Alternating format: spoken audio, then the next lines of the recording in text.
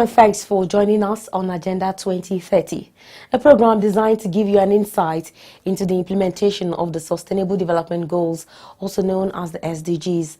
I am Toyin Kamian John. Agenda 2030. As a successor framework for the Millennium Development Goals, the global community rolled out a bigger, deeper, and more encompassing framework called the Sustainable Development Goals, designed to transform our world, lift the poor out of poverty, as well as ensure inclusive and healthy society. On Agenda 2030, we take you on a media trip to the global destination of the future we want. With everyone on board, we focus on the people and their struggle, the civil society and their agitations, the government and her development effort, the global development agenda, its 17 goals and 169 targets. We bring you all the deliberations, insightful conversations and high-level partnerships on the road to global destination. Agenda 2030, showing on this channel. Agenda 2030, leaving no one behind. Last week, we brought you the first phase of the big outing of Nigeria at the recently concluded 6th session of the High-Level Political Forum on Sustainable Development HLPF 2018, convened under the auspices of the United Nations Economic and Social Council ECOSOC, held from the 9th to 18th of July 2018. The forum also witnessed a 3-day ministerial meeting between the 16th and 18th of July as part of ECOSOC's high-level segment. The forum is designed to galvanize support for the implementation of the Sustainable Development Goals. Held on an annual basis, the high-level segment represents the culmination of ECOSOC's annual cycle of work and convenes a diverse group of high-level representatives from government, the private sector, civil society, the academia for policy dialogue review, recommendation on the 2030 Agenda for Sustainable Development and other internationally agreed development goals. On today's episode of Agenda 2030, we will bring to you the concluding parts of the activities and highlights from the Nigerian side event. And this will be after this break. Stay with us. Nigeria will continue to support the United Nations in all its efforts, including the attainment of the 2030 Agenda for Sustainable Development. I thank you. Agenda 2030, showing on this channel. Agenda 2030, leaving no one behind. Welcome back. Sustainable development without leaving anyone behind is not only an aspiration, it is the agenda. Against this backdrop, the 2018 High-Level Political Forum continued to create a space for nations to work together, reporting on progress and fostering new relationships with commitments and praise. The pressure is on for bold leadership to build the momentum needed to deliver a transformational change. In a show of commitment, the Nigerian government, in collaboration with the United Nations Habitat, held a special session on the sideline of the 2018 HLPF in New York. This side event, which was designed to contribute to the objectives of the High-Level Political Forum on Sustainable Development, Agenda 2030 and Africa Agenda 2063, focusing specifically on SDG 11, also had among its objectives galvanizing of key stakeholders to share their experiences and best practices in the implementation and monitoring of SDG 11. In her address, the Senior Special Assistant to the President on SDGs, Princess Adejoke Orelokwe Adefulire, raised the need for stakeholders to continue to do the utmost to reverse the trend of building slum settlements. She observed that with the adoption of the SDGs, leaders and nations were for the first time offered a specifically urban goal aimed at making cities and human settlements inclusive, safe, resilient, and sustainable. Considering the importance of this specific goal and the entire Sustainable Development Agenda, this side event has been organized around one imperative, reinforcing all efforts at global, regional, and national level, and to make city more inclusive, safe, and resilient. The adoption of the Sustainable Development Goal 11 and the new urban agenda emphasizes the value of sustainable urbanization as a tool for localizing and achieving SDG. Cities are reformative engines in pursuit of sustainable development due to their immense social, economic, and environmental potential if they are well planned, well designed, and well governed.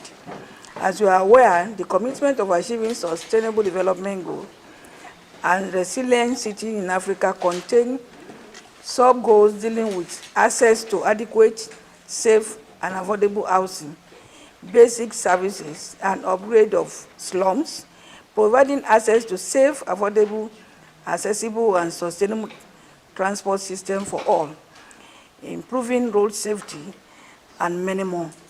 To ensure the realization of this lofty goal, the member states are enjoined to enhance inclusive and sustainable urbanization and capacity for participatory, integrated, and sustainable human settlement planning and management in all countries. Distinguished ladies and gentlemen, Your Excellency, it is obvious that the city grows. The challenge of how to provide adequate services and equitable access to its opportunity emerge. More often than not, large gap exists between needed and current services of infrastructure, and the result of this gap have always been the affordable housing crisis, which has resulted in the emergence of slums due to lack of basic services and infrastructure, as well as due to population growth and migration. I must say that central problem to unlocking equitable opportunity in our city remain political. For example, in today's competitive multi-party environment, leader makes political calculations towards short-term horizons to win votes over long-term solutions to urban problems. In most times, many urban planning problems are of the result of power struggle, and in particular, the capture of public goods, such as land or transit routes for certain interests. The transit services, in turn, are overstretched. Hence, the space that connects people to work and creates more socially inclusive civic culture need to be supported, fostered, or created by architects and planners, with citizens and government. The national government will need to work assiduously to provide the enabling environment through policies that work, legislation and planning, as well as designing sustainable city and human settlements.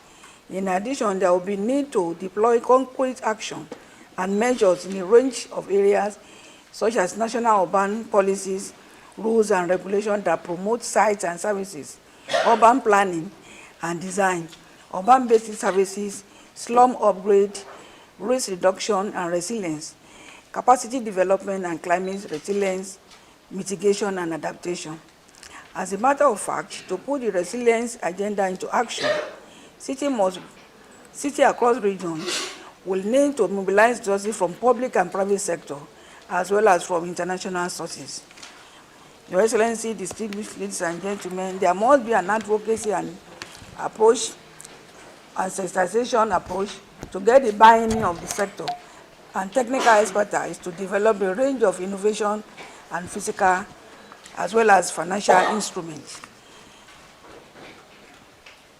Ladies and gentlemen, in an increasing urban world, the major resilient challenge of this century is poverty reduction, natural hazard, climate change, environmental sustainability, and social inclusion will be won or lost in cities based on the commitment of the leaders, the partners, and citizens. Cities around the world can lead the resilient agenda and spearhead the economic and social transformation necessary for reduction of poverty and boosting shared prosperity. In closing, with effective coordination and synergies built around many areas, sustainable framework and action plan, and optimum engagement of stakeholders, I have no doubt in my mind that regional efforts can be synergized to lead the progress, and I'm confident that the discussion here today will yield the desired result, which will guide us as we partner to make cities and human settlements inclusive, safe, resilient, and sustainable to achieve target 10 of the Sustainable Development Goal 11 as we plan to leave no one behind. The United Nations Deputy Secretary General Amina Mohammed, who graced the event as a special guest, also re-echoed the role of town planners in making cities and human settlements inclusive, safe, resilient and sustainable, regretting that many countries now grow slums rather than cities. The envoy challenged African countries to change the narrative.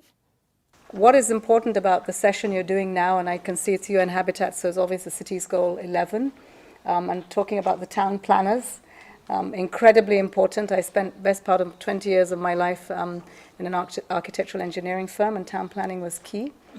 In many of our countries now, we grow slums. We don't plan cities.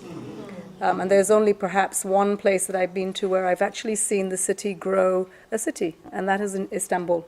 Incredible, dense population, but yet there were no slums in Istanbul, which was quite incredible. We should probably visit and find why.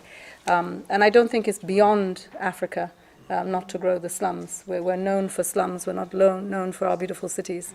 So that's a challenge to us, and I just want to thank the Special Advisor and the panelists, of course our stalwarts here in New York, for just exposing what is possible, that for every challenge there are 10 opportunities. Don't dwell on the challenges. I think we all know what's wrong. It's about how we can get it right. And please, please, please put a hand out to young people, because that's really not the future, it's the future now. They're there, they need to be engaged, they need to, they have the energy and the vision, where most of us has probably lost a bit of steam. It's very good to partner with them and to do that intergenerational change. They have really good ideas for what our cities should look like. When we talk about the population of cities moving from rural dwellings to cities by 2050, then you know it's their future. And that's really what they will be building. What we plan to do and what we have been doing, I think a quarter of the states in Nigeria has been mainstreamed. And they were allowed to prioritize SDG and to also ensure that we also get to the third tier of government. But it's not very difficult to get to the third tier of government, which is the local government, where the people actually are. But as much as we are able to get to the second level, which is the state, then we don't have a problem getting to the. So we have mainstream about one third of the state, and we are still mainstreaming. We localize because the agenda is to localize and for the people to take ownership of SDGs, and also to ensure that the sub-national plans are aligned to SDG. And that's the only way, because SDG cannot be achieved at the national level alone. It has to be total, both national and sub-national. And that's exactly what we are trying to do. The baseline assessment has been conducted. The mapping has been done. The costing and need assessment is ongoing. And we plan to also do to assist the sub-national government. My approach is to work with them and work for them, knowing fully that the plans in the state are not uniform of the 36 states. So I believe that we should work with them and work for them. And the plan we have now is to ensure that we help them to conduct the baseline assessment, to look at their plans and the mainstream, using our own resources to do that. Developing Lagos's infrastructure. And I'd like to talk about what Lagos does, because Lagos has a very, very unique challenge in Nigeria. Most of the infrastructure in Lagos was built around 40 years ago. This infrastructure was built really to accommodate a population of somewhere around 6 million people. You then had a steady, population explosion driven primarily by rural-urban migration. So it's estimated that in Lagos, tens of thousands of people arrive every day and don't leave the city. The city does its own measurement, and I emphasize again the importance of data. And according to the city, many people won't believe this. According to the state of Lagos, there are now 24 million people living in Lagos State, making it one of the largest, city-states anywhere in the world. From a landmass size, it's quite a small state. On a daily basis, 8 million people are moving, across the city. So what did the state start to do. About 10 years ago, the state recognized that it needed to begin to urgently invest in infrastructure. And it's been through a very disciplined process where it has used public markets to do so. Since that time, Lagos has raised somewhere around $2.5 billion. All of that money has gone into physical and social infrastructure, and it has a very disciplined approach. 75 to 79% of it goes into physical infrastructure, so roads, power, water.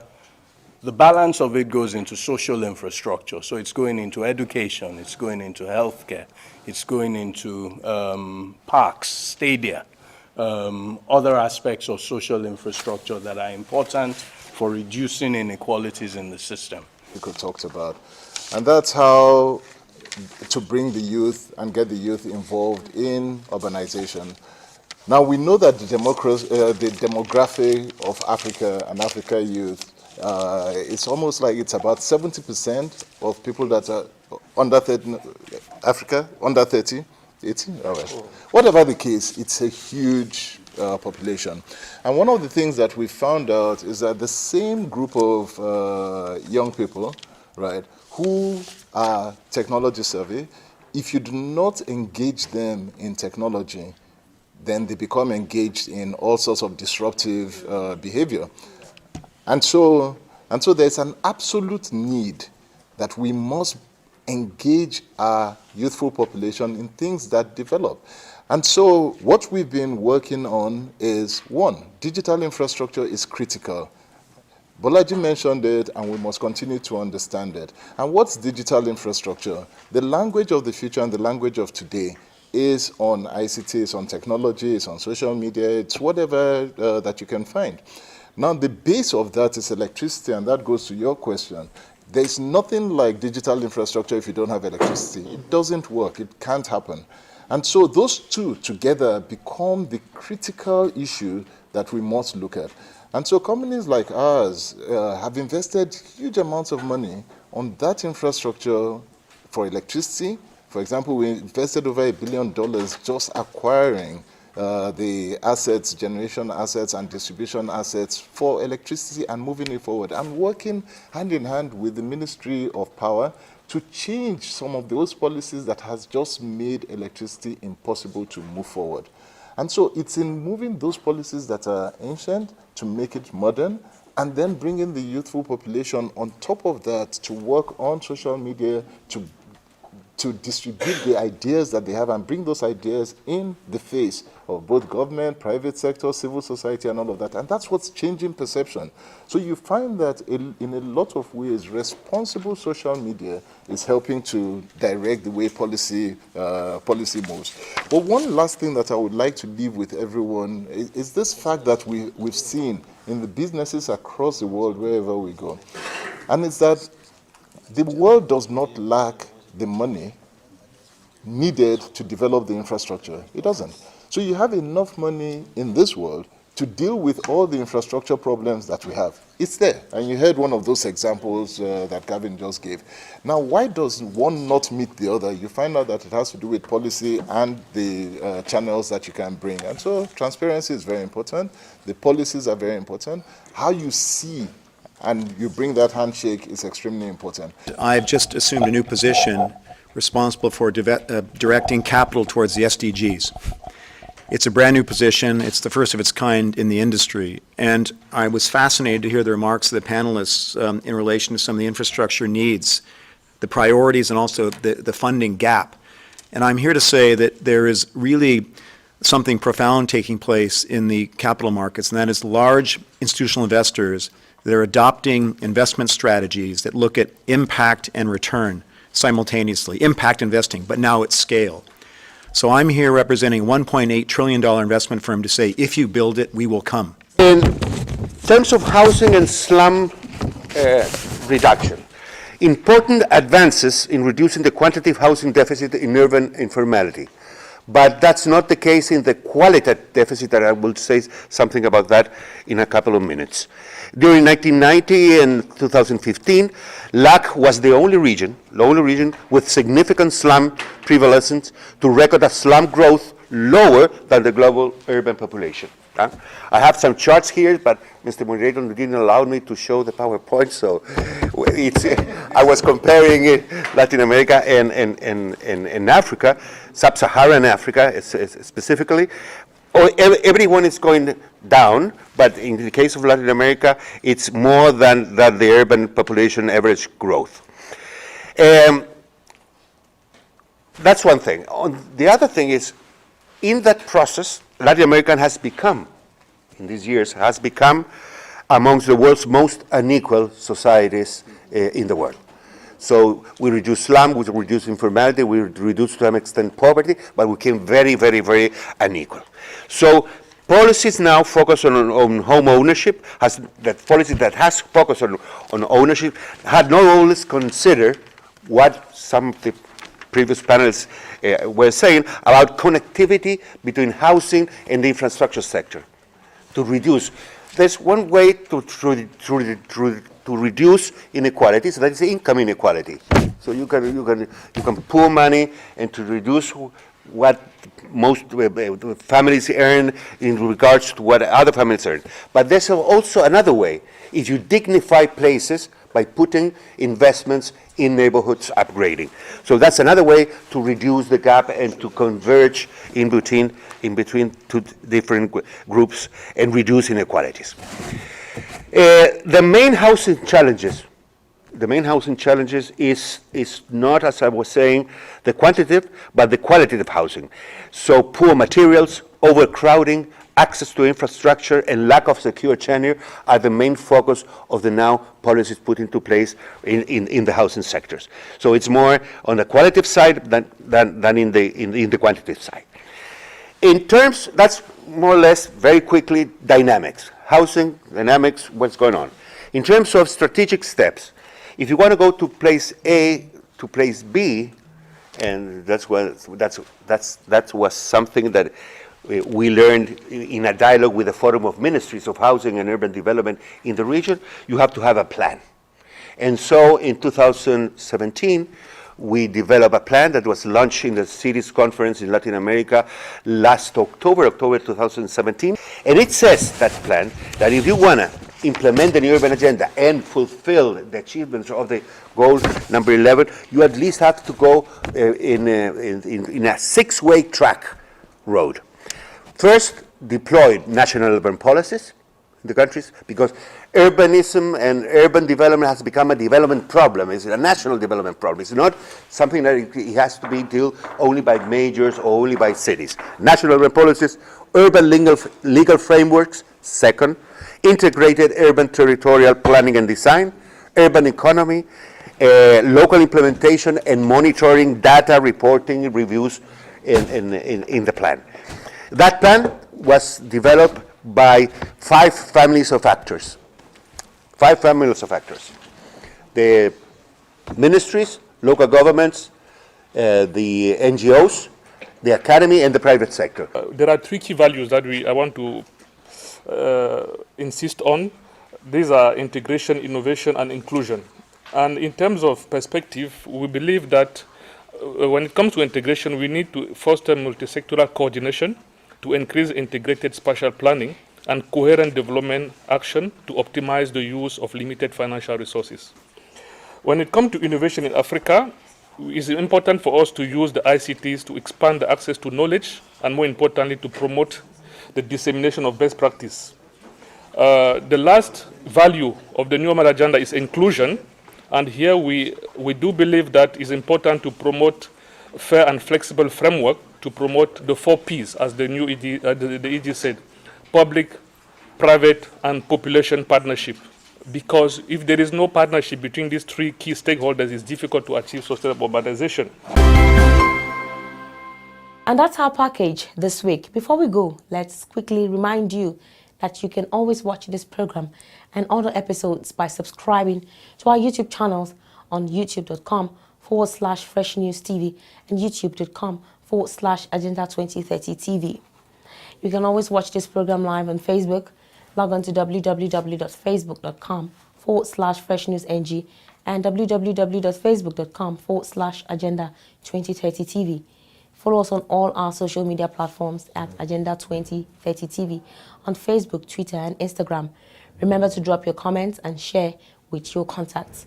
Do use the hashtag Agenda 2030 and hashtag Agenda 2030 TV.